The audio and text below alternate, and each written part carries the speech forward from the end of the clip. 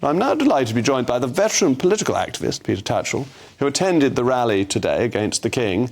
And I expect he's quite pleased that the Treason Act of 1547 was actually repealed by the 1948 Statute Reform Act. So I think you're safe on the treason charge. But tell me, why were you there? What argument were you trying to make? I think it's a great contradiction that today we had an unelected head of state opening Parliament in an unelected House of Lords. That's not compatible with democracy. In a democracy, all the institutions of state should be open based on merit and either election or appointment based on experience and expertise. That is not the case with King Charles or his predecessors. I think we need to move towards an elected head of state, voted by the people, accountable by the people, and removable by the people if they fail to live up to the job. But the speech was written by the Prime Minister, by ministers. The House of Commons goes back to the House of Commons after the speech. And if the humble address in return to the King were defeated next week when there's a vote on it, the government would fall and there would be a general election. So the symbolism is a continuity with our history, but the power is entirely with the democratic arm. The more finely you are dressed at the state opening of Parliament, the less power you have.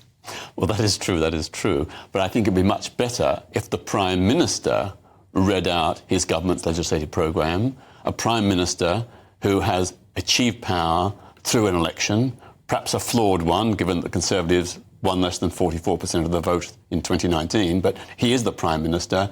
He's the one who should be announcing the legislative programme to the British public. But everyone knows that it is written by the government, that it is the Prime Minister's programme for the period now until the general election. Doesn't having a head of state who is above politics do something that is able to unite the nation in a way that if you have an elected head of state, I mean, look at Donald Trump and Joe Biden, that divide the nation and don't give you that symbolism and that continuity with your history? Well, I totally agree. We would not want an executive president like they have in the United States or France. What I would support would be a low-cost, purely ceremonial president like they have in Ireland or in Germany. Those presidents are purely ceremonial. They unite the nation. In Irish history, in particular recent Irish history, with people like Mary McAleese and so on, they have had huge public support.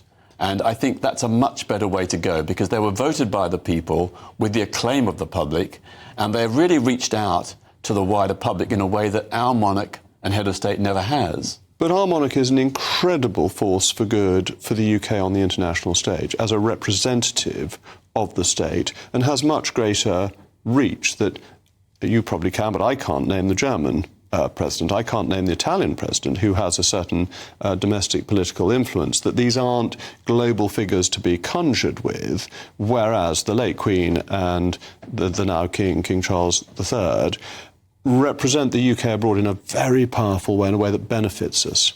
Well, I would say that you're right. We need an effective, powerful representative, but I think that person is the Prime Minister or the Foreign Secretary, who is representing the government, who is accountable to Parliament and through Parliament to the people. I think, the basic fundamental principle that the Chartists, the suffragettes and many others fought for is that we have a representative Parliament and government, that power resides there, and that the institutions of that state should be open to public accountability. But in the case of the monarchy, we had Edward VIII, a Nazi sympathiser. And he was got rid of. That's what you end up with if you have a hereditary monarch. And we had James II, who was got rid of, and rather more brutally, Charles I, who was got rid of. I actually have a handkerchief that was dipped in his blood at home. Anyway, that's slightly beside the point. I do, yes. Thank you very much, Peter.